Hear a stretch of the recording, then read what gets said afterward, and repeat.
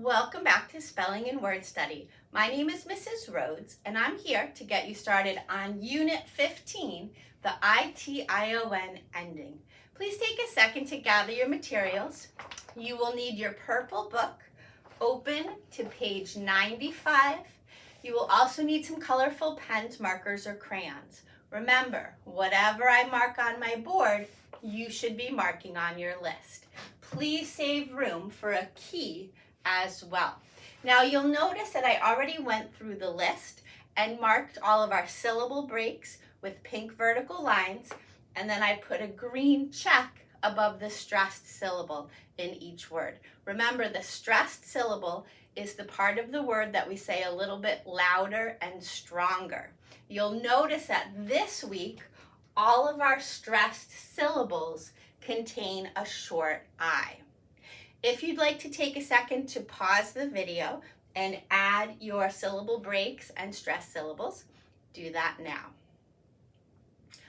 All right, so we have been learning about inflectional endings. We know that those are suffixes that we add to the end of a word to change its part of speech. Over the last few weeks, we've been focusing on the shun endings, TION and SION, and we discovered that most of the time, those endings change a verb to a noun. Well, this week, we are still talking about TION, but you'll notice there is an I before that suffix. Now, some of these words do have shun changing the verb into a noun, but some of our other words do not follow that rule. They are either just nouns or the same word can be used as a noun or a verb. So we're going to talk about that a little bit more in a few minutes. But please, let's start by reading our list. And I want you to notice the stressed syllable in each word contains a short I. Notice that I does not sound like a schwa in these words. It's not making the sound. It is keeping its crisp short I sound. So here we go. Addition, ambition, audition, competition, condition, definition, addition, expedition, ignition, intuition, nutrition, partition, petition, position, preposition, recognition, superstition, tradition, transition, tuition.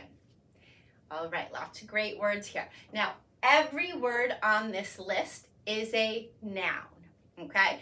If you see a word that ends with shun, chances are it is a noun. But some of these words started as a verb. So let's find those first. If we look at number 1, the noun is addition. But what verb comes from that?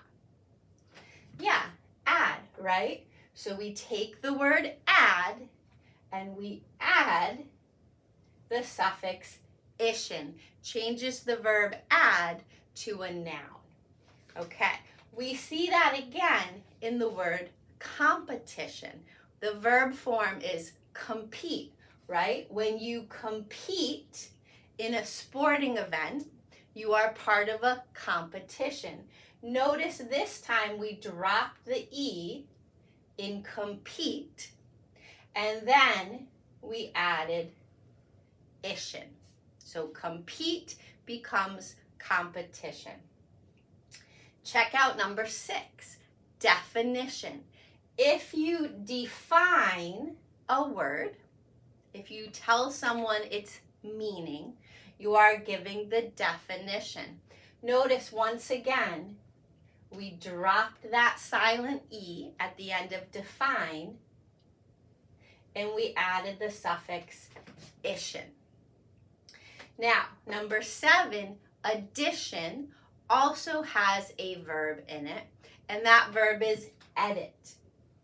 So if you edit something, you improve it somehow. You fix spelling, you add punctuation, you change the details, you make sure the facts are truly facts, right? Once you edit a piece of writing, you now have a new addition, right? So notice this time we keep the word edit, but because it already ends with an I and a T, that would be silly to add those again. So we just add I-O-N, addition. Okay, number 9, ignition. What's the verb hiding in there? Ignite, right? If you ignite something, you fire it up. Think about you use matches to ignite a fire.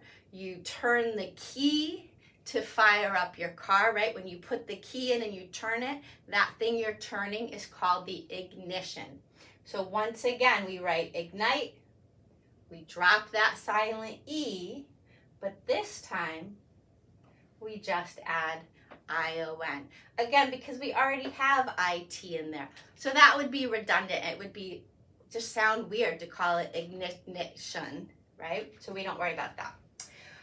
Number 10, intuition. If you have intuition, it just means you have like a sense about things, right? Maybe you've heard of mother's intuition, right? Moms know when their babies are crying even when they're not around. They just have this sense that the baby is unhappy, right? You might have this intuition when you go into a new place that this doesn't feel safe, right? It's a feeling or a sense you have. It's hard to put into words. You can't always explain it. But what you're doing is you're intuiting something. To intuit something means to feel it or sense it. And so you have an intuition, okay? A sense or a feeling. Again, notice we're just adding I-O-N because our verb already ended with I-T. We don't need to write that twice. Okay, 1, 2, 3, 4, 5, 6. There's one more hiding here. Oh, yes. Recognition. What's the verb hiding in there? Yeah, recognize. Now look at this one is weird because we take recognize, but we're actually getting rid of the Z and the E, and then we're adding shun. It's almost like the Z transformed to a T, okay? When you recognize someone, there is recognition. So over here, anything that has a blue box started as a verb and now changes to a noun, okay? So those words are similar to what we've been studying the last few weeks, where we started as a verb, added a suffix, and now we have a noun. But we also have some words here that can be used as a noun and a verb. So an example of that is audition. When you audition for something, you try out. So maybe you audition for a part in your school play. In order to audition, you have to go to the audition. So this is actually a noun and a verb. It's a place you go to the audition, and it's something you do. You audition for the part. Condition can also be used as a noun or a verb. So if we say that a person is in good condition, it means they're healthy, right? Or you buy some stuff online, you buy some used books. They are in good condition. It means they're healthy, right? But you can also condition something to make it healthy. You can condition your hair by using conditioner, right? You can condition your body by exercising, right? So condition can be a noun or a verb, okay? What else do we have here? I know there's more. partition. Partition can be a noun or a verb because you can partition something, which means you divide it into spaces, or you can put up a partition. Sometimes in offices, people want privacy, so they put like a temporary wall there. That's called a partition. So a partition can be a divider, or it can mean to divide. Petition is another example. That same word can be a noun or a verb. If you want changes in your town, let's say you want to change the speed limit because you think it's too fast, you can go around town and ask people to sign a petition. You can also go to your town hall meeting to petition for changes. Okay, so that's a noun or a verb. Position, noun and verb, right? You think about the noun, right? You put something in a position, right? Like maybe a person has a new position. They're now the principal. They're now a waitress. That's their new position, right? But you can also position somebody. So if you think about a coach, let's say on a baseball team, they might say, okay, your new position is pitcher, your new position is second base. Your coach will position you. He'll say, stand here, do this, okay? Transition, noun and verb. A transition is a change, okay? So if you think about your life, you have gone through many transitions. You were a baby, then you were a toddler, then a preschooler, then a school-age kid. Those are all different transitions in your life, and you had to transition, which means you had to change to get from one place to the next. So anywhere we see a red line, that is a word that can be a noun and a verb. We can use it both ways. Okay, and then we have some words on our list that can only be used as a noun. There is no verb form. So if you think about the word ambition, your ambition is your goal or your desire, right? So maybe it is your ambition to be a world-class scientist, or it's your ambition to play on an Olympic team, okay? You can be ambitious, that would be the adjective form, but there's no verb. There's no, you know, if you have ambition, you work hard. There's no other word for that. Expedition, if you go on an expedition, you're going on a journey, right? So maybe an expedition to the North Pole or an expedition to the moon, but there's no verb form of expedition. There is a verb called expedite, but it has nothing to do with this. To expedite something means to speed it up. Very different from this word. Nutrition is another word that can just be used as a noun.